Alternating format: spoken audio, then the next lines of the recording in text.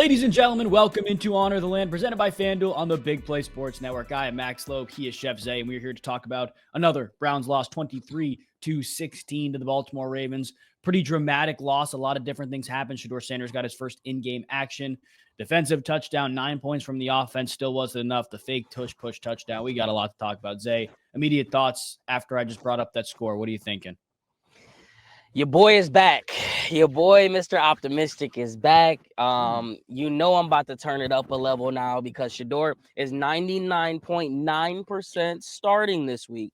So I'm fully rejuvenated and ready to get optimistic again. I think you had a video on it after the game where you said he showed flashes, and that's something that we haven't seen with Dillon Gabriel. Now, you know, you know me, I love me some Shedeur, but I will never be afraid to call a spade a spade. Did he play great? No. It looked bad. It felt like it was like, okay, this is nothing different. And that's when I got my original thought was like, man, what is the problem? Because whether it's Dillon Gabriel, Joe Flacco, Deshaun Watson, Shedeur Sanders, Bailey Zappi, they all are having the same problem. So it's like, are these quarterbacks bad or is it the system? That's what I came away with. I think it is clear to see if the common variable is not the quarterback, what the answer is. But you're right. Like statistically, box score, Shedeur Sanders, 4 for 16, 47 yards, an interception. Did have 3 carries for 16 yards. A big third down extending the play. First down rush for a first down, I believe late third quarter. But yeah, I think we'd be lying to ourselves if we sat here and said he was bad or he was good, because he wasn't. Like the pick was bad. It was a timing thing. And that's what happens when, you're thrown into a starting lineup like that. But there are absolutely flashes. I go back to the play. It was, I believe it was second down before the turnover on downs where Malachi Starks came off the edge just completely unblocked. And Shedeur saw it, felt it, and almost set him up to the inside and spun back around. One of his patented moves. He does that a lot. Mm-hmm. Now, tough throw to make. I'm sure he wants it back, but you make that throw and that is a completely different story. We're talking about that highlight play and what he can do on a consistent basis in the extending plays world. But because he missed that throw, because Awuzie made an awesome play on Gage Larvidan in the end zone, the reality is we're not. And I think the result of the game, how the game went, the fact that the Browns were dominant pretty much all game and they still found a way to lose, that is overtaking some of the positives in this game. Like the Browns defense, they played their behinds off. I know the Mark Andrews touchdown was disgusting, but a pick six, another forced interception, Myles Garrett, 4 sacks. This defense is unbelievable. I saw a tweet that said, even if we had a C+ offense, this team is competing for the AFC North. And I couldn't agree more because that division truly is wide open right now. They're probably the Carolina Panthers of 2002. Was that 2003 when they put with Jake Delhomme at the quarterback? Their weapons weren't anything out of the, massive or anything. If I feel like we just need literally we don't even need C+. We just need a D. What's passing? We need a D- offense. Yeah. You know what I mean? We don't even need the C. We just need a D to get this thing going. And it's weird because it's like usually when you talk about good teams, you talk about good teams finding ways to win. Well, on the other coin, it's bad teams finding ways to lose. And it seems like every single week, the Browns find a new way to lose. And it's weird because usually, coaches always harp on the 3 sides of the ball. You need all 3 sides, offense, defense, special teams. Well, the Browns have been notorious for having defense and special teams pick up the slack, but we have yet to see the offense pick up any type of slack and be like, you know what, defense, don't worry, I got you. And that's the part that's really frustrating on all this because, we just need literally a Trent Dilfer at the helm and to move the ball and to score and to capitalize. Max, I am a broken record. How many times this year we need to go back and watch how many times we've not capitalized on an interception, a turnover on downs, or a punt or yardage inside the 20? How do we get the ball at the 6-yard line and only come out with 3? How? It is bad. It's bad. The reality with the offense is it's anemic. This is another week without an offensive touchdown. There's been 2 weeks this season where the Browns have scored more than 17 points. It's not even 20 points at this point anymore. It's more than 17. There's been a couple they scored 17. That's great. They got the 16 in the first half, Max. Yeah, exactly. It's sad in the sense that it's a pathetic offense to watch. Numbers do not lie about that. It's It's a pathetic offense to watch statistically. And then on the other side, you got defensive rookie of the year favorite. You got defensive player of the year favorite, arguably having one of the best, if not the greatest, defensive line edge rusher season ever. Like that's being lost. Actually, I don't think it is being lost. I think we are doing a really good job. I think even the national media is doing a really good job of talking about it, but it's being not celebrated as much because the Browns are 2-8. And it's one thing to say this offense needs to be fixed or this offense needs to be changed a month into the season. We're 11 weeks into the season. What are we doing here? What are we changing now? How can this get better? It's not. Well, actually, I shouldn't say that. It maybe is getting a little bit better with the change to Shedeur Sanders. But again, that's something we got to wait to see. I don't know if you watched the Monday Night Football game, but Dak Prescott ripped those Raiders apart. I don't think that Raiders secondary is very good. You take care of Max Crosby, you'll be okay. I like the matchup for Shedeur. We'll talk about that later on. But I do want to talk about the Browns offensively again, because before we got on, I was looking at the stats. I was looking at the production. No Browns pass catcher caught more than 4 balls. One Browns pass catcher had more than 30 yards receiving. We had Cedric Tillman 3 for 52. We had Fandon 2 for 26. And then one of those 2 balls was the 25-yard catch in the fourth quarter. Judy 3 for 21. And then nobody else with more than 10 yards receiving. This is a Baltimore Ravens defense that's gotten better. I will say that. I think they've improved a lot after the addition of Alohi Gilman. I don't think they're as good as the Browns. I don't think it's a defense that just completely suffocates you. The offense was bad. It was bad again. I just don't understand how, when you see a quarterback struggling, the one thing that my mind instantly goes to is like, okay, what do you like to do and what can get you in rhythm? I think of slants. I think of drag routes. I think of screen passes. I think of something that where you can see the ball go through the net in basketball terms. And it doesn't seem like we are doing that every week. It seems as if we're coming straight out, play action bootleg, 15-yard dig routes. Like we're doing all of these long developing plays when our offensive line isn't capable of protecting. And then you like you said, I don't know if you said you were at the Celtics game, so you probably didn't see.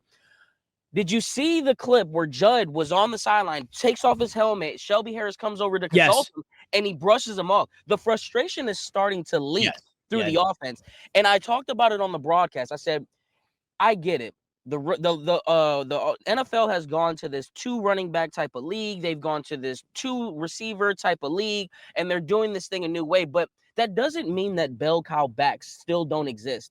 And you have a guy like Q who is more than capable of being a 3-down back. And when he gets back-to-back rushes for positive yards and moves the ball twice in those rushes, and then you pull him out in the first quarter, like, he's not tired. Let this man run the ball. Let this man be a bell cow back. And I think that's the part that's going to lose the locker room in the sense, at least on the offensive side of the ball. Because, again, Myles Garrett came out in that press conference and he went straight to himself and like, well, what could I have done better? I had 4 sacks. I could have got the strip out. They're still playing that, well, I'm just going to do what I can do battle. Yeah. Well, I'll tell you what, the defense is doing everything they can and should. I think offensively, it's weird. It goes back to that conversation we had with Joe Hayden too about, these guys being kind of like chess pieces on a chessboard and the big brain offense. We're like, well, in 3rd and 3 or 3rd and 4, we have this pass catching running back we want out there. Maybe he's not better than our starting bell cow, but it fits whatever you want to do for this play better. Sure. Like it's a rationale that makes sense. But at the same time, what players are consistently producing for you? It's Quinshon Judkins. It's Harold Fannin Jr. I mean, to be honest with you, that's probably all I got right now. But like, it's those 2 guys, and it's them in design situations where obviously Judkins is getting the ball. Harold Fannin Jr., even as a check down guy, it's very, very comfortable for him to sit there underneath and get 5-10 yards after the catch. Like, we need, I think, to find more ways to pump those guys the football. And I think with Judkins, you look at 17 carries for 59 yards, really wasn't getting much going on the ground all day, but they absolutely lean into that. And nobody had more than 4 touches, I believe, outside of him, if I'm not mistaken. Nobody had more than 4 touches outside him, which is crazy. Like, you have good players. Like, I love Harold Fannin Jr. Dave Njoku had one catch. This is a guy you held on to at the trade deadline. He had 1 catch in divisional rivalry game at home. 1 catch. It's unbelievable. It's, again, statistically, numbers do not lie. Sad to watch this offense. It's even more embarrassing when you go back and you look at some of these numbers. Do you know how many times we've thrown over 200 yards this year? Let me guess. I'm gonna go 2. We've gone 2. One with Joe Flacco, and that was the very first game. Yep. And the second one was Dylan Gabriel versus the Steelers when he threw the ball 47 times or however many times that was. This is not new. Like we every year we sit here until Jameis Winston came in last year. Let's go back last year. You didn't throw for 200 yards until week 8 versus the Baltimore Ravens, and that was the very first week that Jameis Winston took over. Yeah. He's the only quarterback. Then you go back to 2023. You look at the stat sheet. The only guy. Well, okay. Well, hold on. Wait a minute. Let me look. Let me just make sure I got the dates right here. Okay, Watson threw for 200 yards in the beginning of the year in 2023. Was Watson as bad as we really made him out? No. Statistically, no. Like 2024, Watson was horrible. The beginning of the year, Watson was great. He had an awesome game against Tennessee. Decent game against Cincinnati. He had a solid game against Arizona. Like 2023, Watson was fine. I will say that statistically. But again, looking at some of these numbers offensively, like the only offense that's statistically worse than the Browns right now is the Tennessee Titans, who have a rookie quarterback, who have fired their head coach, don't have weapons anywhere comparable, in my opinion, to the Browns. And their Browns are outscoring them by 2 points a game. Browns are scoring 16.2 points a game. They're outgaining them by about 15 yards per game. And then you got teams like the Raiders, the Jets, the Steelers, the New Orleans Saints are ahead of them, the Carolina Panthers, the Dolphins, who don't even have Tyreek Hill or Darren Waller. Like, there's no more excuses. I don't know what the excuse is at week 12 other than something has to change. Something's wrong with our offense. And I think, again, change is happening. Like, for whatever reason, the quarterback is changing. Like, Shedeur Sanders is playing. I think a hand was forced, though. I don't think this was a choice that the Browns made to make, oh, okay, we got to change our quarterback. No, a hand was forced. Dylan Gabriel got injured. So I can't continue to sit here and watch the offense and have hope unless something does change, and we'll see what happens with Shedeur Sanders. I'm very excited about the game on Sunday. I'm excited too, but I also just wanted to go back real quick and make a point because you said the Dolphins, and since they've lost of us, they've won 3 of the last 4 games. What do you think you contribute that to? Because we sat here and talked 3 weeks ago, however long ago, and was like, if there's an organization that is as bad as we are right now, it's the Miami Dolphins, and yet they've peeled off wins versus the Falcons, the Bills, and the Commanders. Like, is that coaching? Is that because the talent? I mean, what are we talking about here? You talking about guys not having talent? I don't think they have much of it. They damn sure don't have more talent than us. So why can't we get these type of results? Like, what's the problem here? I don't know. I think for the Dolphins specifically, they've leaned back into the run game a little bit more. Like Devon Achane has been awesome. Yeah, exactly. Achane's been awesome. Gordon's been awesome. But it has to come back to quarterback play and coaching. Like Tua wasn't great in the Miami game, but he was good against the Bills. He was okay against the Commanders. He was really good against the Falcons. Like it comes back to the 2 most important spots on a team, the head coach and the quarterback. And I will say, the Dolphins fired Greer, I believe, after the Browns game, if I'm not mistaken. Somebody got fired. The first game, Greer, their GM or president, head honcho, was fired. Yeah, it was the Falcons game right after. You could tell, I think, we saw it in a Thursday night football game, like week 5 or 6 with the Dolphins against the Bills. These guys play hard for Mike McDaniel. I think they do. I think they like their coach. Something needed to change. It did.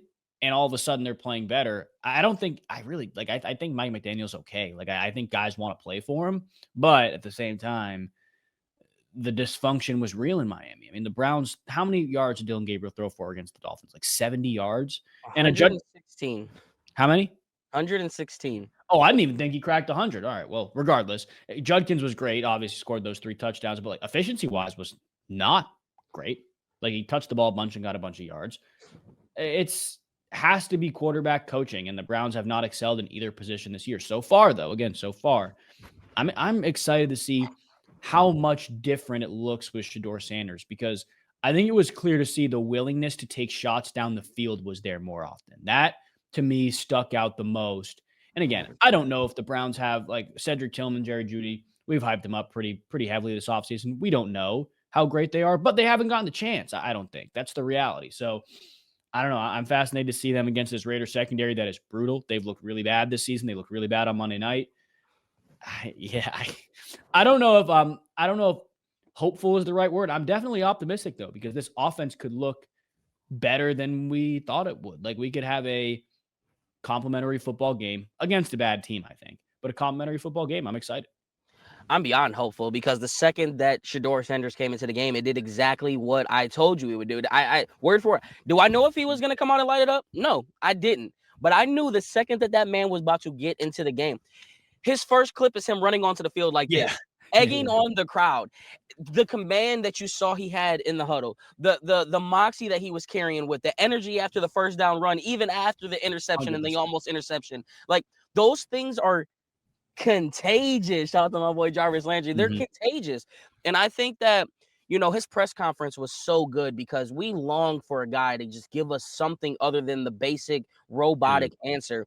And him answering these questions and giving us the insight and then going into the deep dive and saying, hey, this was the first time I ever seen Judy come out of a break. I'm watching his hips and I thought he was going to do when he was talking about the interception ball. He said, I was watching his hips and I thought he was going to break a certain way so he could get out and get it.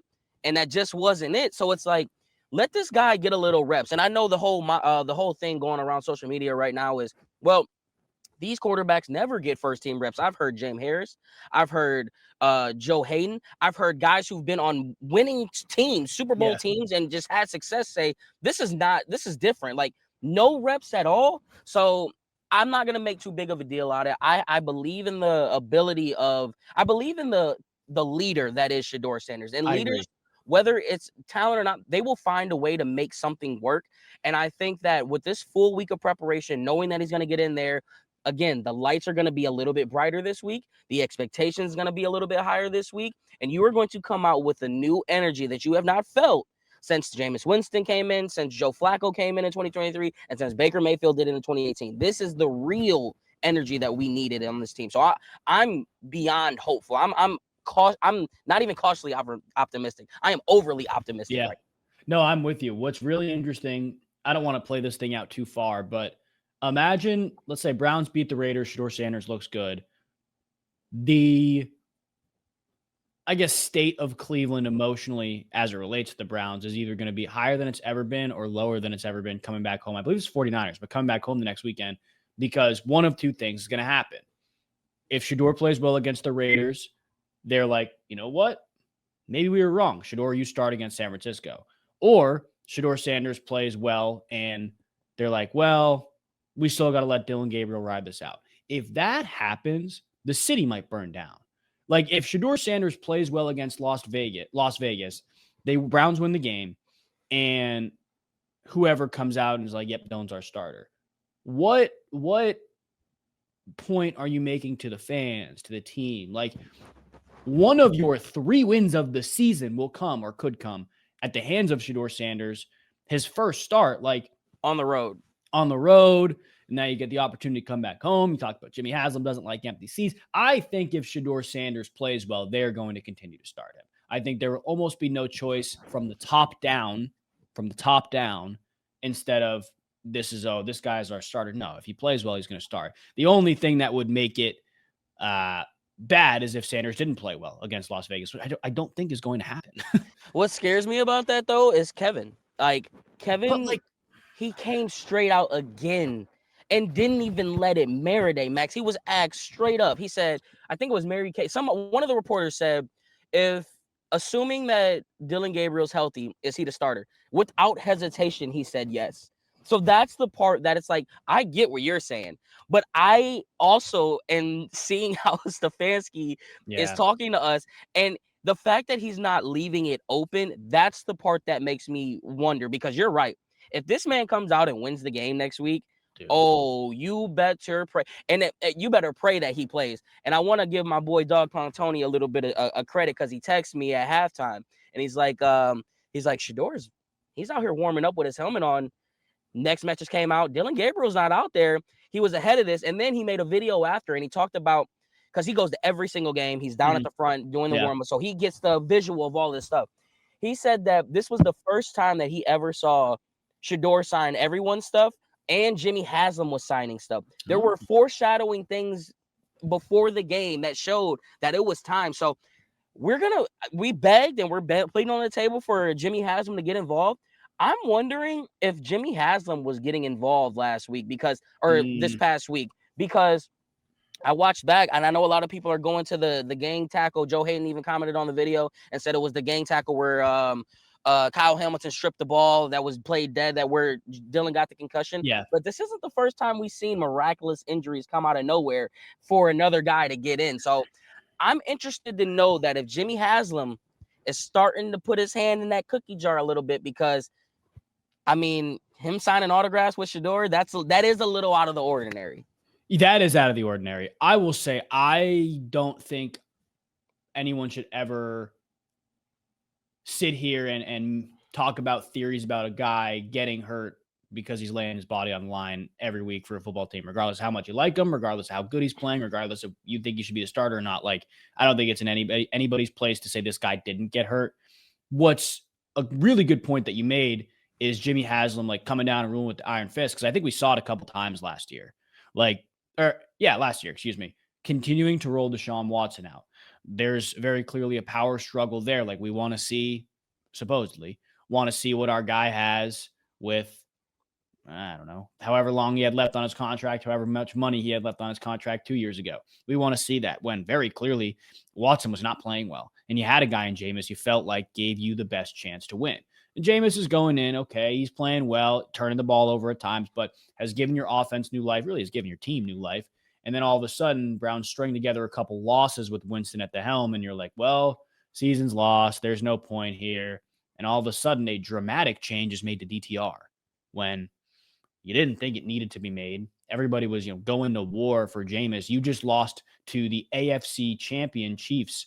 I believe it was by 2 touchdowns, but in a game where Jameis, granted, didn't play well, but you were competing with these guys, and all of a sudden you make a change. Like, I don't know. Changes that don't make a ton of sense are, to me, questionable. And I think this change, if there is a change after this game, I think if it were to come from somebody, it'd come from the top down, because the best point we talked about really the past month about this whole thing is the Browns have so many home games at the end of the year, and Jimmy Haslam does not want empty seats.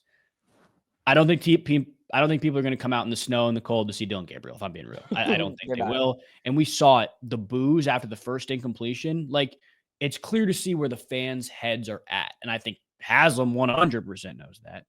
But it's interesting to see. I wonder if the pressure is getting into the general manager's office or the head coach's office or the offensive coordinator's office. Like, or the pockets of the. Yeah. Well, I know I shouldn't say I know for a fact. I would venture to guess Jimmy Haslam knows business-wise what's best. I think a lot of people know business-wise what's best with this whole, for now at least. But yeah, I don't know. It's weird. Watson's practice window has not been opened either. He's playing next year, and my theory is going to be right. They're going to gear this. I'm sorry. Go ahead. We're lagging. No, you're good. You think he's going to play next year, but not this year? I think next year is the last bat. The Mr. 3000 Bernie Mac trying to get that last 3,000. You know what I mean? Fun fact, I was out at the tailgate yesterday, and someone, Paul Brown from the UK, do you know who lives next door to Jimmy Haslam? Is it Watson? Watson. Right next door to Jimmy Haslam. This is bigger than $230 million. It's almost like Jimmy. I'm almost willing to bet that we are going to do one more overhaul. And I think Tommy Rees was probably, like, if we bring this regime back, Tommy Rees had to be a play into the Deshaun Watson thing, because I think that they always knew that they were going to get one more go around with Deshaun Watson. And if Shedeur flashes, like, if let's just say he wins one game out of these next 4 or however many games he gets, but he flashes, I think that would be just enough to put them in the situation that they want to be in, where we get to see Deshaun again, we get to keep Shedeur Sanders, and then we can decide, do we want to take the veteran route with Mac Jones, try to make a push for him or whoever's on the market, or do they go ahead and draft that guy? But I think their eyes are set for one more year to go to 4 and see what he can do, because if Kevin Stefanski isn't the guy, I'm interested, man. I may buy some stock into it. I will. Just on the field specifically, if Stefanski's not there next year, you have to see what it looks like. I think way too early prediction for week 1, 2026 starter, I think, is Deshaun Watson. But like you said, I think that could also create a weird dynamic where if Watson isn't playing well, I don't know. Like, are you operating? Let me ask you: are you operating under the assumption that Gabriel is off the roster next year? That is the part in this that is really, really weird. See, I Yeah. think Dylan Gabriel either gets buried on the roster or like I don't know. Have we ever seen a top 100 pick get cut the next year? Yeah. The Patriots just did it. Let me look it Oh, up. I think the lineman, right? Well, they cut him. receiver. Okay. Well, But yes. I just think that Dylan might just because Dylan was Kevin's guy, and if you're bringing in a new coach, chances are Dylan's not. If he does make the roster, he'll get buried on it. So Mhm. I don't. I think this is all going to depend on how they end the season and do they have enough to be like, you know what, Kevin, we're going to bring you back for one more go around. I don't know, to be honest. I don't think they will. Patriots cut. It was Javon Baker. He was a 4th-round pick, so maybe not. But he was playing. Like, he played in 11 games. Yeah, I think the new, if there were to be a new regime, I think some pretty drastic changes would be made. It also depends who comes in, what quarterback that guy believes in, whether it's Watson, Shedeur, Dylan Gabriel. Pat Are said, you a yeah, full Mendoza screen. guy? I'm sorry to cut you off. Are you a Mendoza guy? Because that's where a lot of Uh, people are going right now. I think he's a great player. To me, it just doesn't make sense for the Browns to take a quarterback unless they're 100% set on this guy. The Browns have aging offensive linemen. If we're calling a spade, the wide receiver room is not good enough right now. I think What would make it make sense? What do you need for it to make sense for Mendoza? it has to be a completely new regime that's like, we don't like any of these quarterbacks. We need to take our guy, but they also have to feel comfortable in the infrastructure around them. That's two pretty big moving variables. Like, I don't think it's tough to project what the offensive line will look like, but I don't think it's going to look great, to be honest with you, unless they, again, invest heavy capital at the top of the draft into the positions, really. And I think you'd have to feel really comfortable with Mendoza. I think Mendoza is an awesome player, like very prototypical, in the media, like never going to say anything wrong, like very, not kind of robotic, but like he almost looks like his answers are written on a piece of paper in front of him. He knows exactly what to say every single time, which I think is a good thing if you don't want to divide a locker room. But you have to be so set on this guy. You have to be so set. Like, I'm trying to think back to teams that have taken a quarterback when it probably didn't make sense. Like, The Bears with Mitchell Trubisky? maybe. The Browns with any quarterback since 99? Well, I'm like recently, like it didn't make a ton of sense for the Falcons to take Michael Penix. Yep. That's the one I think. Even McCarthy in that draft too, but Michael Penix.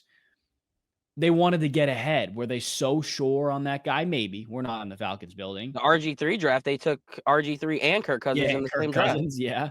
Yep. But like that recently, at least that's all I can think of in terms of guys or teams who took quarterbacks when they didn't really need to. I think the Browns have too many glaring holes. Like, the offensive line has not been good this year. It's pass blocking wise, run block maybe okay, but the offensive line has not been good. You need a dynamic wide receiver on the outside. And as much as we want Jerry Jeudy and Cedric Tillman to get more and higher quality opportunities, they're still not producing at the level that we want them to. So I still think there's pretty big holes that need to be filled. And this is not even talking about the defensive depth, like the older guys on the defense who may be gone next year. To me, there's too many holes to fill. There's too many holes to fill. And as much as I think Mendoza is a good quarterback, it doesn't make a lot of sense to me. What if the Browns traded for A.J. Brown, drafted a lineman with that second first-round pick? Would you then or no, let's just say they traded back from that number 3 2 spots. Let's say the Jets catapulted them. Yeah. And they're still Mendoza would be off, but all of the other quarterbacks are there. Would the Browns would you go with a quarterback then if you made the trade for AJ Brown, knowing that you were going to take a lineman after that quarterback that was there? Would that be enough for you? Like, you got an extra pick basically to take a lineman, but you just can't take Mendoza. So if we traded back, we'd probably get another first-round pick. We still have the Jags first-round pick. So we'd have essentially what, 3 first-round picks? Like, yeah, I mean, that has the opportunity to be transformational, but at the same time, why not just get a lineman? Well, I guess it would depend on what the AJ Brown trade looked like too, because my guess is you'd probably at least have to send a day 2 pick to get him. I think That's it fine would with me. definitely shore up the wide receiver room. Yeah, I don't doubt that for a second. But you gotta be so sure on whatever quarterback it is. Like Ty Simpson's probably the next guy I think of. You just have to be so sure that Ty Simpson's the guy or whoever is the guy to lead your franchise. And you draft them, it's going to be a quarterback room of 2 sophomores, Deshaun Watson on his last year, assuming he doesn't come back, and then a rookie. Like, I don't know. I don't know if I like the dynamic of that quarterback room anyways.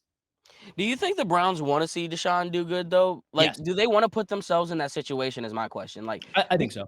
I so if think we get one Jimmy good, if Haslam does. well, at least Jimmy Haslam does. But I'm just wondering, like, how do you operate that for the fans? Or I'm talking. I may be talking myself into what I'm thinking of. It probably plays right into my theory of the Brook Park that they would love to have Deshaun Watson up until 2029 and then be able to move off from him. So yeah, you're probably right. They probably. But then how do they sell that to the fans? I think that's what I'm asking. How do you sell Deshaun Watson to the fans if he comes out next year and let's just say we go 6-10, but he doesn't look like Deshaun of before, and they'd be like, "Hey, Deshaun, here's a 2-year." I think Watson's got to show something pretty special for the Browns to bring him back. But I'll be real. I don't think the Browns have to sell anything to fans right now. I think the quarterback play has just been that bad since the departure of Baker Mayfield that everybody is looking to grasp onto something. They Like, have to sell us though, because think about how many people you've talked to, how many people I've talked to that said, I've been a season ticket holder for 20, 30 yeah, plus years, and I'm not a season ticket holder anymore. Like, people aren't renewing their season tickets. yeah. I mean, to me, it's Shedeur Sanders, the guy who can come in and change that. Like that to me is the number one person who could do that. But I seriously do think there's some substance to the fact that the Browns quarterback play has just been that bad. Like last year was atrocious. This year somehow got worse. That to me is Remember, almost enough. Max, remember when you said it can't be any worse? Oh yeah. I'm like, oh, buddy, it Yeah, can. no, it got worse. It's gotten worse so far. I will say. I think it will get better. If Shedeur Sanders, if Shedeur Sanders comes in and wins multiple games the rest of the year, actually, I don't even know about multiple games. Looks good, wins a game or two. It will be better than last year. Last year, there was legitimately no hope from end This of is week 1 till the end of the season. Like this year, as heartbreaking as it's been, beat the Packers week 3. That was awesome. And you feel like, oh, we got a defense that can compete. You almost beat the Vikings in Dylan Gabriel's first start. We'd be lying to ourselves if we said we didn't like what we saw in Dylan Gabriel's first start. We did. Like he was solid in his first start. And now you're looking really good with Quinshon Judkins. Like the pieces are in place. Some of the pieces are in place this year where I think it's more enjoyable, but the record's not there. You you know, match the record, I think it probably gets better. I'm kind of going off track here a little bit, but I'm thinking of coaching and leadership right now because I don't know if you saw the clip. Did you see the Andy Reid clip Uh, on Patrick Mahomes? no, I don't think I did. So there's he was doing like his weekly press conference or whatever, and I guess he was asked something along the lines about running the ball or something like that. He's like, "Well, the run plays are being called, but sometimes they get turned into a pass." Meaning that Mahomes is Oh, I blame you. changing the play and stuff like that. So like it just this season we don't have a quarterback that can do that type of changing of the plays.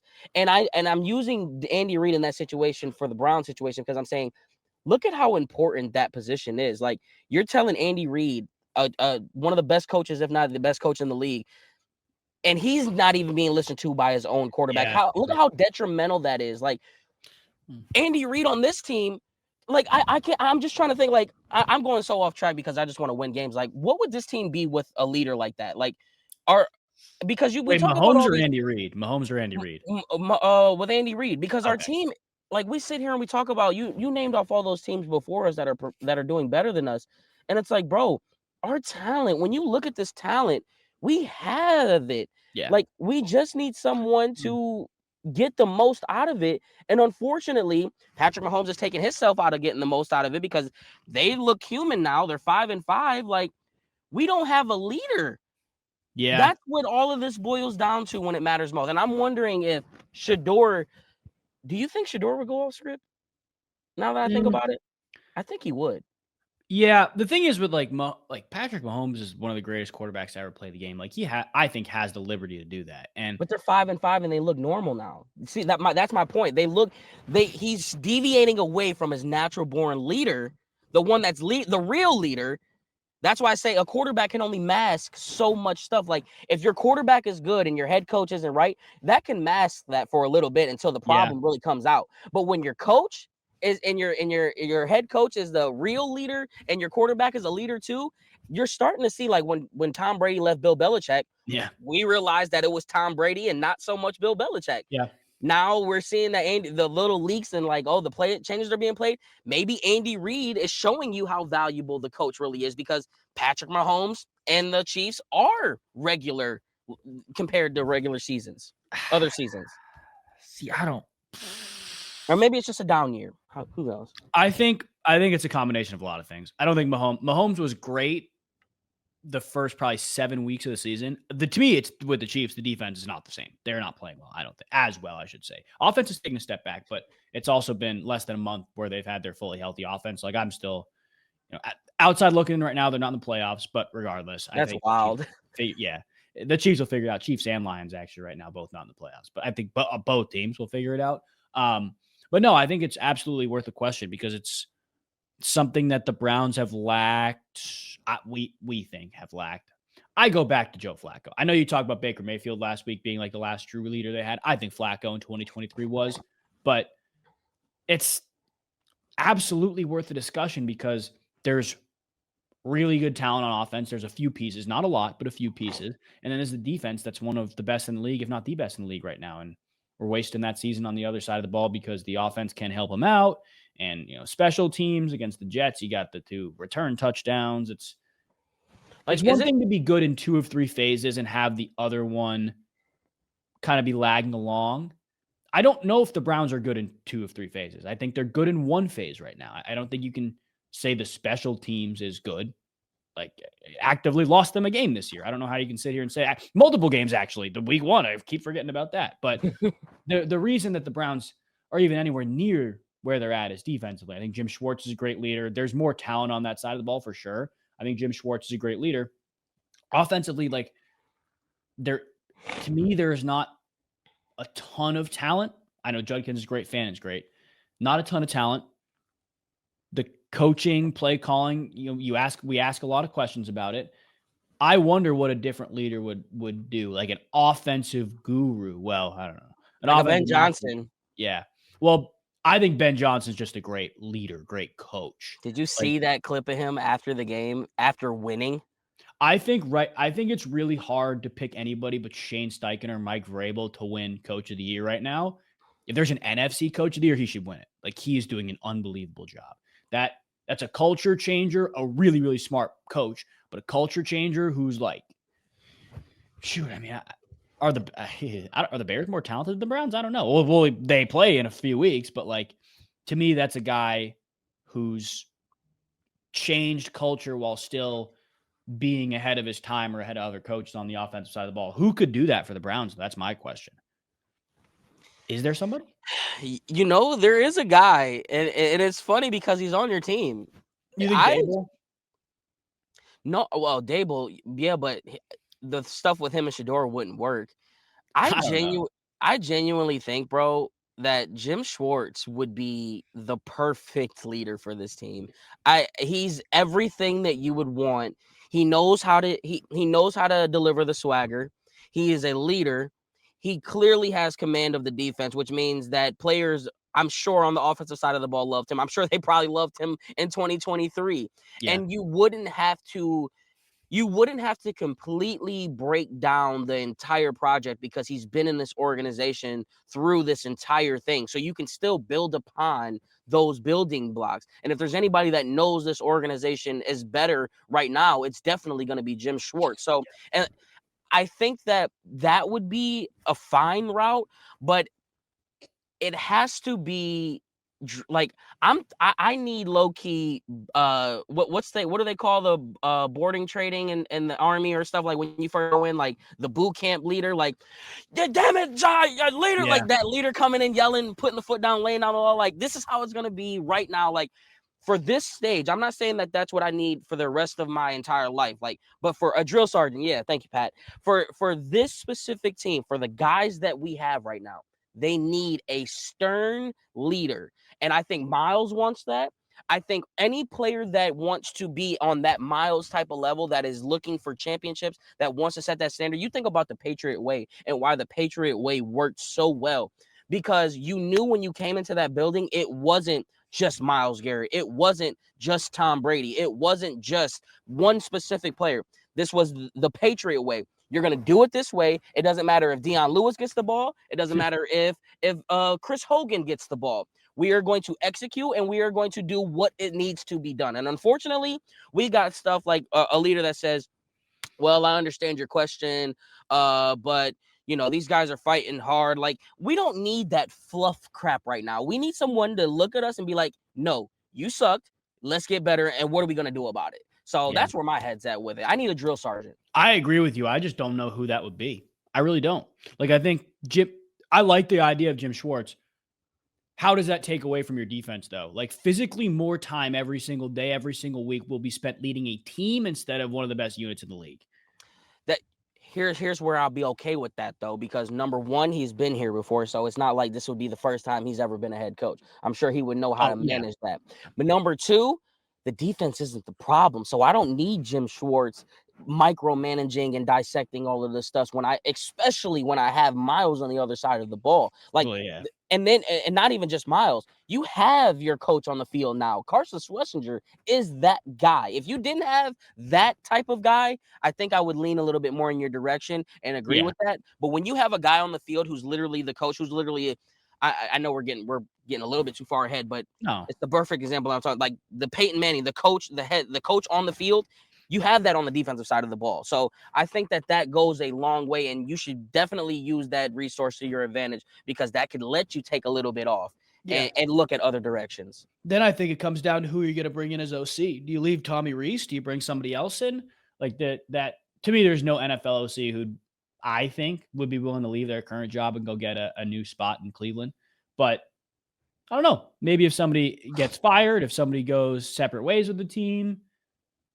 What would be wrong with AVP? Would you bring AVP back? I mean, that was his offense when we went to the playoffs.